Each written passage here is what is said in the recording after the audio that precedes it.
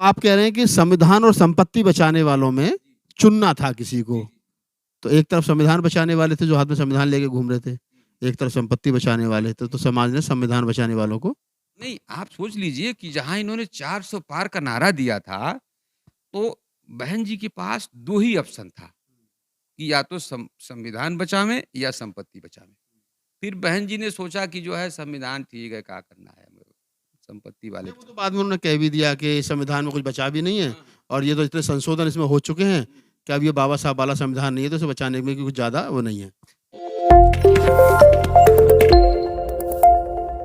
नमस्कार, मैं राहुल नागपाल और आप देख रहे हैं हमारा यूट्यूब चैनल जिसका नाम है बोल 85। मैं आज उत्तर प्रदेश की राजधानी लखनऊ में हूँ और लखनऊ में इसलिए हूँ क्योंकि लखनऊ से उत्तर प्रदेश ही नहीं बल्कि पूरे देश की राजनीति संचालित होती है, क्योंकि यहाँ 80 लोकसभा सीटें हैं और 400 से ज़्यादा विधानसभा सीटें हैं। अभी हाल ही में 10 विधानसभाओं पर उपचुनाव होने जा रहा है। हमारे साथ प्रोफेसर आर बी बौद्ध हैं, राजनीतिक जानकार हैं, दलित समाज की राजनीति पर बारीकी से नज़र रखते हैं। जिस प्रकार से 2024 के लोकसभा चुनाव में बहुजन समाज पार्टी की दुर्दशा हुई है, खाता नहीं खुला, वोट 9% के आसपास रह गया। क्या जो उपचुनाव होने वाला है 10 सीटों पर, उस पर दलित समाज या जो बहुजन समाज है वो मायावती को वोट करेगा या फिर इंडिया गठबंधन की तरफ जाएगा? बस यही टॉपिक है और इसी टॉपिक के साथ आप बने रहिए। और दूसरा टॉपिक इसी के साथ मिलता जुलता ही है कि आखिरकार क्या कारण है कि मायावती और बहुजन समाज पार्टी से दूर हो रहा है दलित समाज, उसमें भी खास तौर से जाटव और चमार। बहुत साहब, आपका स्वागत है और सवाल आपने सुन लिया है। 10 सीटों पर विधानसभा का उपचुनाव कैसे देखते हो? जी, सबसे पहले आपके सारे दर्शकों को जय भीम, नमो बुद्धाय। असल में आप का प्रश्न ये है कि दलित समाज जो है, बहुजन समाज पार्टी से दूर जा रहा है। दूर जा रहा है, चला गया। देखा आपने, 9% वोट रह गया। 2007 में 31-32% था, 2024 में 9% रह गया। इसमें देखिए ऐसा है ना कि जैसे हम लोग, मतलब मैंने आईआईटी से एमटेक करने के बाद मान्यवर साहब के कहने पे नौकरी नहीं किया, लेकिन शोध बड़ा करता हूँ उसपे। एक तरह समझिए पीएचडी जो है हमारी दलित समाज पे है। तो उसमें क्या है कि आपको थोड़ा पीछे चलना पड़ेगा कि जो मान्यवर साहब का जो कैडर था 1900 जो आप 80 के दशक से शुरू किया उन्होंने, तो उन्होंने बहुजन नायकों को सेलेक्ट किया कि बुद्ध जी से लेके ज्योतिबा फुले, साहू जी महाराज, ललई सिंह यादव, जितने भी संत पेरियार पेरियार रामास्वामी ने। हाँ, तो उनके विचारों को वो चाहते थे कि सत्ता ना आवे जल्दी से। जो मुलायम सिंह के साथ गठबंधन हुआ था, तो वह गठबंधन तोड़ना नहीं चाहते थे मान्यवर साहब, क्योंकि तमाम बहन कुमारी मायावती जी ने तमाम बातें कही कि भाई ये मुलायम सिंह ये कर रहा, वो कर रहा है। कांसी राम साहब ने कहा कि एक बात बताओ, वो पिछड़ी जाति का है और पिछड़ी जाति का 50% भी तुम्हारे पक्ष में करेगा, तो तुमको करना क्या? वो तो वो कर रहा है ना, क्यों? अगर 50 अपने में कर रहा है और 50 आपके में भी कर रहा है तो 50 तो मिल ही रहा है ना। और बिना ओबीसी को लेकर के हम जो है इतने बड़े देश में ना, और हजारों साल से जो विषमतावादी समाज का जो ढांचा बनाया गया, उससे नहीं लड़ सकते हम अकेले नहीं लड़ सकते। तो वो चाहते थे कि पहले हमारा समाज अम्बेडकराइज हो। अम्बेडकराइज शब्द इसलिए कह रहा हूँ कि उसमें ज्योतिबा फुले, साहू जी महाराज, ललई सिंह, सारे लोग आ जाते हैं उसमें। सबके विचार उसी में समाहित हो जाते हैं, अम्बेडकराइज वाले में ही, ठीक है। तो मान्यवर साहब का प्लान ये था कि पहले तो जगह-जगह जो है उनकी सोच ये थी कि हर गाँव में बाबा साहब का पार्क बनना चाहिए और हर जिले में बड़ा पार्क बनना चाहिए और राजधानी में इतना बड़ा पार्क हो कि उतना विश्व में बड़ा पार्क ना। तो कुछ हद तक बना भी, काम हुआ ना। और दूसरी चीज़ ये है कि मान्यवर साहब ये नहीं चाहते थे कि सत्ता जल्दी आ जाए। वो बीजेपी के साथ गठबंधन करके बहन बसपा का बहन जी को मुख्यमंत्री बनाने के पक्ष में नहीं थे। हाँ। ये ज़्यादातर बुद्धिजीवी लोग कहते हैं उस समय के आपके समकालीन जो थे कि मान्यवर साहब इस पक्ष में नहीं थे कि सरकार बनाई जाए, अभी सामाजिक परिवर्तन का काम जो वो चलना चाहिए। चलना चाहिए। क्योंकि देखिए ऐसा है कि कांग्रेस के ज़माने में आप सोच लीजिए कि भई टोटल जो है 1995 में एक मान्यवर साहब ने आंकड़ा दिया था कि टोटल 37 लाख के करीब एससी-एसटी के कर्मचारी थे पूरे देश में। 1995 में जब बसपा की पहली बार सरकार बनी, 1995 में 37 लाख 37 लाख थे। तो ये मान के चलिए कि जो 1950 से रिजर्वेशन लागू हुआ, तो तमाम लोग रिटायर भी हुए होंगे। रिटायर हुए होंगे तो इस सारी संख्या को जोड़ दिया जाए, तो उस आंकड़े के हिसाब से करीब-करीब शेड्यूल कास्ट का 50 लाख आदमी नौकरी 1995 तक पा गया था। जब तक बसपा की सरकार नहीं बनी थी। बसपा की सरकार नहीं बनी थी और उसमें सारी की सारी भूमिका भाई कांग्रेस की सरकारें हुआ करती थी। तो निश्चित रूप से कांग्रेस ने के ज़माने की नौकरियाँ हैं, ठीक है ना? तो अब वो सोचिए कि जब 50 लाख परिवार, एक परिवार में 5 आदमी भी जोड़ लेते हैं ना, तो हमारे कम से कम 1.5 करोड़ के आसपास वो आप 25 2.5 करोड़ के ढाई ढाई करोड़ के आसपास 2.5 करोड़ के आसपास लोग उससे लाभान्वित हुए, मतलब 2.5 करोड़ आदमी सरकारी नौकरियों के आधार पर गरीबी रेखा से ऊपर चले। ऊपर आ गया। और वह जो है, वहीं से उसी में से कैडराइज लोग पैदा हुए, उन्हीं लोगों ने चंदा भी दिया, उसी चंदे से बसपा भी बनी, खड़ी हुई, वही जो है वही पहले वामसेप डीएसओ फिर बसपा बनी। हाँ, वही लोग हैं। लेकिन हुआ क्या कि और मान्यवर साहब ने चंदा लेने के साथ-साथ टोटल उत्तर प्रदेश में 8 लाख कार्यकर्ता तैयार किया था। 8 लाख पूरे उत्तर प्रदेश। पूरे देश में 9 लाख थे, जिसमें उत्तर प्रदेश में अकेले 8 लाख थे। क्योंकि उन्होंने टोटल जो है 28 राज्यों का भ्रमण किया 6 साल तक, तो उत्तर प्रदेश को ही दलित राजनीति के लायक समझा। क्योंकि यहाँ बड़ी संख्या भी है और इससे बड़ी-बड़ी संख्या दूसरे राज्यों में है, लेकिन यहाँ पोलराइजेशन बड़ा जल्दी हो जाता है। इकट्ठा लोग हुए। यहाँ एक कारण और भी है कि एक तो दलितों में जो चमार जाटव कम्युनिटी है वो ज्यादा संख्या में है और दूसरा मुसलमान भी है और फिर मोस्ट बैकवर्ड है, तो वो आसानी से हो जाता है। हो जाता है। तो ये जो है, जो इकट्ठा हुआ यहाँ पे, तो उसमें क्या था कि वो कैडराइज जो 8 लाख तैयार किया था, तो कैडराइज क्या है? वो अपने इतिहास को समझाते थे कि आपका इतिहास क्या है ना? उसी को तो कैडर कहते थे।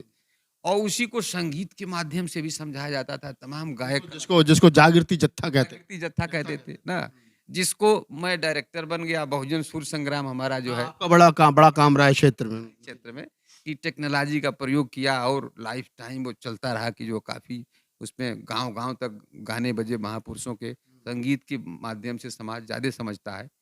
लेकिन किसी न किसी कारणों से वो 8 लाख कार्यकर्ताओं को जो मान्यवर साहब ने तैयार किया था, वो पार्टी से बाहर का रास्ता दिखा दिया। और टोटल 38 फाउंडर मेंबर थे, जिसमें बहन कुमारी मायावती जी 38वें नंबर पे थी। अच्छा, मतलब जब बहुजन समाज पार्टी बनी थी तो 38 फाउंडर मेंबर थे। मैं अपने दर्शकों को बता दूं, बड़ी बात है ये, जानकारी सबको होनी चाहिए।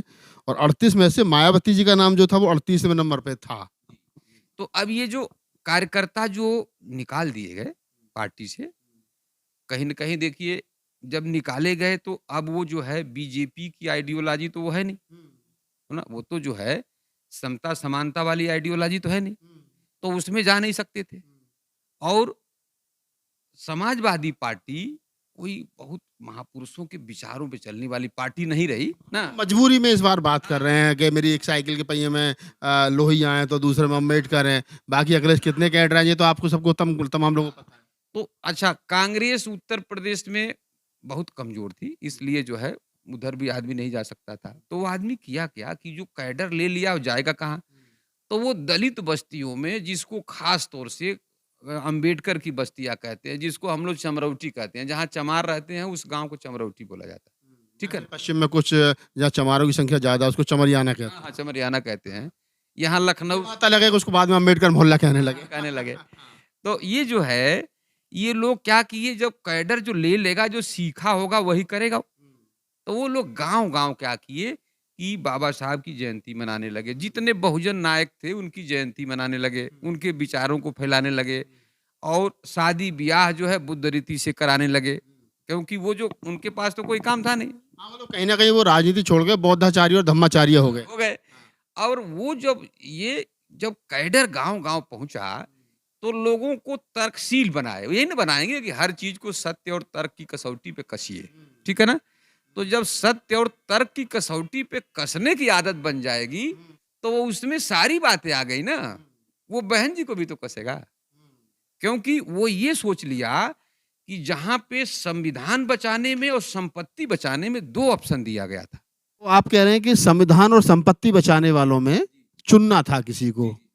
तो एक तरफ संविधान बचाने वाले थे जो हाथ में संविधान लेके घूम रहे थे, एक तरफ संपत्ति बचाने वाले थे, तो समाज ने संविधान बचाने वालों को नहीं, आप सोच लीजिए कि जहाँ इन्होंने 400 पार का नारा दिया था, तो बहन जी के पास 2 ही ऑप्शन था कि या तो संविधान बचावें या संपत्ति बचावें। फिर बहन जी ने सोचा कि जो है संविधान ठीक है, क्या करना है, संपत्ति वाले नहीं, वो तो बाद में उन्होंने कह भी दिया कि संविधान में कुछ बचा भी नहीं है और ये तो इतने संशोधन इसमें हो चुके हैं कि अब ये बाबा साहब वाला संविधान नहीं है, तो इसे बचाने में कुछ ज़्यादा वो नहीं है। तो लेकिन समाज स्वतः जो है निर्णय लिया कि अरे यार बाबा साहब का संविधान खतरे में है। और उसी दौरान राहुल गांधी जी ने इस चीज को भांप लिया और सारे एजेंडे को छोड़ करके संविधान को उठा लिया। और ये दलित समाज, अम्बेडकराई समाज ने राहुल गांधी जी के नेतृत्व में संविधान को बचा लिया।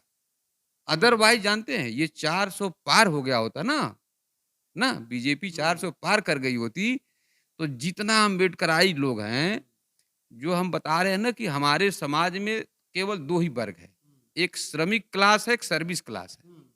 तो निशाना तो सर्विस क्लास है। सर्विस क्लास पे पूरा रिसर्च चल रहा है कि ये सर्विस क्लास को ऐसा करो कि इस श्रमिक क्लास में फिर से तब्दील हो जाए। तब्दील हो जाए, क्योंकि ये श्रमिक में से डायरेक्ट गया था सर्विस क्लास में। इसीलिए सारी नौकरियां योजनाबद्ध तरीके से खत्म की जा रही हैं कि इसको खत्म करना है सर्विस क्लास को, और ये यहीं से चंदा देने वाला जो समाज है, ये खत्म करना, हाँ इसको खत्म करना ये है। आंदोलन खड़ा करना। हाँ ये आंदोलन खड़ा कर रहा है, क्योंकि इसी में से देखिए तमाम देख रहे हैं कि अभी आपने विजयादशमी को देखा, देश में हजारों सम्मेलन हुए कि बौद्ध धर्म हो ग्रहण कर रहे हैं, हिंदू धर्म छोड़ रहे हैं, पूरा मतलब एक तरह से सोच लीजिए कि नहीं, उसमें कोई कर रहा नहीं कर रहा, लेकिन दबाव इतना बना देते हैं वो कि जो मनुवादी सिस्टम है वो कांपने लगता है उसके सामने। होता है। तो ये लोग जो है जिस तरीके से तर्कशील होते जा रहे हैं ना, तर्कशील होते जा रहे हैं, तो स्वतः अपने घरों से मूर्तियों को निकाल करके बाहर कर रहे हैं। अब बुद्ध अम्बेडकर की फोटो लगा रहे हैं, अपने नायकों की फोटो लगा रहे हैं, उनके रास्ते पे चल रहे हैं, उस रीति से शादी ब्याह कर रहे हैं। तो उसी क्रम में वो बहन जी को भी तोलना शुरू किया। हाँ, जब उन्होंने ब्राह्मणों को तोला, दोस्त और दुश्मन की पहचान की, तो फिर मायावती जी पर सवाल खड़ा हुआ। अच्छा, दूसरी चीज ये है कि संविधान तो राहुल गांधी जी के नेतृत्व में बचा लिया। तो मैं कांग्रेस के लोगों से भी कहता रहता हूँ कि देखिए वो संविधान बचाने के लिए आए थे। हाँ, वो इतना तर्कशील हो गया है कि वो उसके यहाँ खाना खा लेंगे या उसके यहाँ जूता सील लेंगे तो वोट नहीं देने वाला है आपको। नहीं तो माननीय राहुल गांधी जी चेतराम के यहाँ जूता सिले, इसके बाद जाकर के हरियाणा का चुनाव हारे हैं। हमको कुछ बड़े कांग्रेस के नेताओं ने कहा कि साहब चेतराम के यहाँ जूता सिलने से काफी दलितों में प्रभाव पड़ा है। हम कहे साहब देखिए मेरा एमटेक इंजीनियरिंग में है लेकिन पीएचडी चमरौटी पे है। ये क्या-क्या सोचते हैं, पूरा जीवन मैं इसी में लगा दिया। वह इस पे आधार पे वोट नहीं करेंगे, इस धोखे में मत रहिए। वो बहुत स्वाभिमानी समाज है और सम्मान का भूखा है, को मान्यवर साहब कहते थे। हाँ, आज देखिए थोड़ा-सा शैलजा जी का जो अपमान हुआ हरियाणा में ना, शैलजा का जो अपमान हुड्डा ग्रुप की तरफ से किया गया, शायद उसका भी बहुत तगड़ा नुकसान हुआ। तो तुरंत जो है वो तुरंत स्वाभिमानी समाज अलर्ट हो जाता है और तुरंत जो है वहां से हट गया।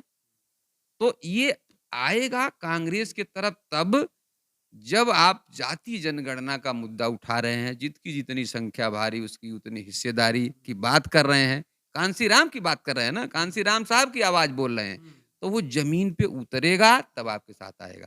अदरवाइज आपको भी वो तौल रहा है, नहीं आएगा आपके साथ। हाँ, मतलब मैं तो इसमें एक बड़ी बात और कहता हूँ कि ये वो समाज है जो अम्बेडकर के कहने पर 3000 साल पुराने देवताओं को छोड़ देता है, काशीराम साहब के कहने पे कांग्रेस को छोड़ देता है, और जब उसे स्वतः बुद्धि होती है तो वो फिर बसपा को भी छोड़ देता है। तो फिर तुम्हें कितने मिनट में छोड़ देगा, ये इनको विचार करना चाहिए। ये विचार करना है। अभी एक सवाल और कहीं ना कहीं छूट गया बहुत जी, वो ये है कि जैसा आपने इस वीडियो की स्टार्टिंग में कहा कि 1995 के आसपास लगभग 50 लाख लोग सरकारी नौकरियों से लाभान्वित हुए, तो लगभग 2.5 करोड़ आदमी गरीबी रेखा से ऊपर शेड्यूल कास्ट का चला गया। नौकरी तो कांग्रेस ने दी थी। उसके बाद तो बसपा ने कितनी नौकरी दी, बसपा ने मेरे हिसाब से हालाँकि बसपा के लोग बेहतर बता पाएँगे कि कितनी नौकरी उन्होंने दी शेड्यूल कास्ट को। लेकिन एक बात और है कि 89 में आते-आते स्पेशल ड्राइव चलता था शेड्यूल कास्ट के लोगों के लिए, नवोदय स्कूल राजीव गांधी ने बनाए शेड्यूल कास्ट के बच्चों के लिए। उसके बावजूद जब ये सारा सिस्टम हो गया, जब लोगों के पास पैसा आ गया, सब कुछ हो गया, आज क्या कारण है कि सब कुछ होने के बाद भी समाज पीछे जा रहा है? ना उसको मायावती बचा पा रही है, ना बसपा बचा पा रही है और समाज का जो बुद्धिजीवी वर्ग अपने आप को कहता है, आपके जैसा, वो रोड पे अकेला लड़ रहा है। असल में जानते क्या है कि जैसे जितने भी महापुरुषों को आप जानते हैं, बहुजन नायक, इन्होंने क्या किया कि ये समाज के हित की लड़ाई लड़े, अपने हित की लड़ाई नहीं लड़े। व्यक्तिगत वाला कोई उनके साथ मैटर नहीं था। वो फक्कड़ थे ना, चल दिया, वो खाने भर का था, उसी पे चल दिया। उन्होंने संचय नहीं किया किसी चीज़ का, क्योंकि निजी बातें थी नहीं। जब निजी बात नहीं थी, चाहे संत कबीर हों, चाहे संत रविदास हों, चाहे मान्यवर साहब हों, चाहे बाबा साहब हों, किसी का इतिहास पढ़िए, गौतम बुद्ध का पढ़िए। इन्होंने कभी कोई संचय किया हो, कोई लोभ हो, कोई लालच हो, ऐसा नहीं था इनके साथ। आज की लीडरशिप जो है, समाज बहुत जागरूक हुआ है और लीडरशिप कमज़ोर हुई। केवल इसलिए हुआ है क्योंकि वो निजी लाभ पे पूरा केंद्रित हो गया है। जैसा आपने कहा कि संविधान और संपत्ति बचाने के चक्कर में हाँ। गेम नहीं, हुआ आप और देखिए, अब मैं मेरे पास तमाम रिकॉर्ड है कि 2019 में जब सपा-बसपा से गठबंधन हुआ था लोकसभा में और जैसे बहन जी की 10 सीटें आई लोकसभा की, तुरंत जो है इनके भाई जो आनंद जी हैं, उनकी 400 करोड़ की संपत्ति जब्त हो गई। नोएडा में एक बेनामी हाँ, संपत्ति और थी। तुरंत जो है बहन जी आती है मीडिया में और कहती हैं कि नहीं जो है, हमें यादवों ने वोट नहीं दिया है, हम गठबंधन तोड़ रहे हैं। समझ गए ना? तो ये चलता कुछ है, होता कुछ है और ये समाज जान गया, ये हम नहीं कह रहे हैं। देखिए हमारा अरे ये समाज जान गया कि इसलिए शायद मायावती को उन्होंने छोड़ भी दिया हाँ, हाँ, कि मायावती सही मायने में उनकी जो लड़ाई थी, हाँ। जो फूले अम्बेडकर ये आंदोलन था, उसको नहीं लड़ रही है, उस पर नहीं चल रहा। नहीं, नहीं वो देखिए ऐसा है, इस समय उत्तर प्रदेश में मैं बता रहा हूँ, जैसे बहन जी की सरकार थी, मैं बहन जी का बहुत सम्मान करता हूँ। बहन जी की सरकार थी, 75 जिले को चलाने के लिए एसपी, डीएम, मुख्य विकास अधिकारी और डीजीपी और प्रमुख सचिव चमार था। ये आप नोट कर लीजिए ये बात, ठीक है ना? हाँ, तो इसका मतलब ये है कि ये इतना ज़्यादा पढ़ा-लिखा समाज है, इतना बुद्धिजीवी समाज है कि इस समय उत्तर प्रदेश में चलाने के लिए बता रहा हूँ, 1 लाख आदमी खोजेंगे तो मिल जाएगा।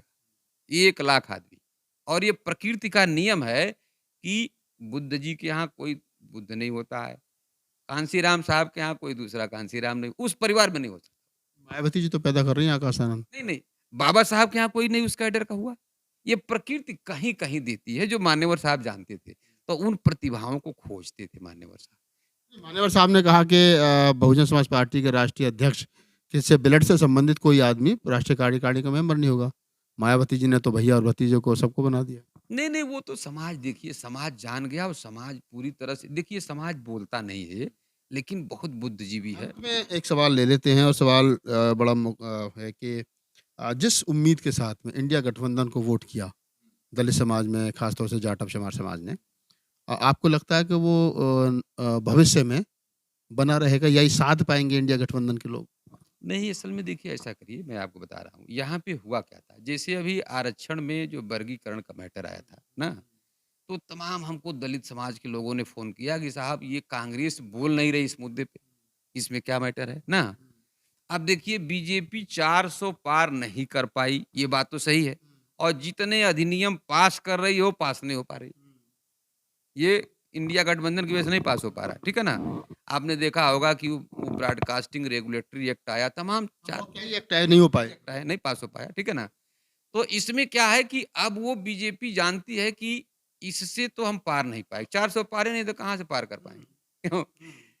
उसको क्या है कि ये सुप्रीम कोर्ट के माध्यम से ना ये करवाएगी, ना?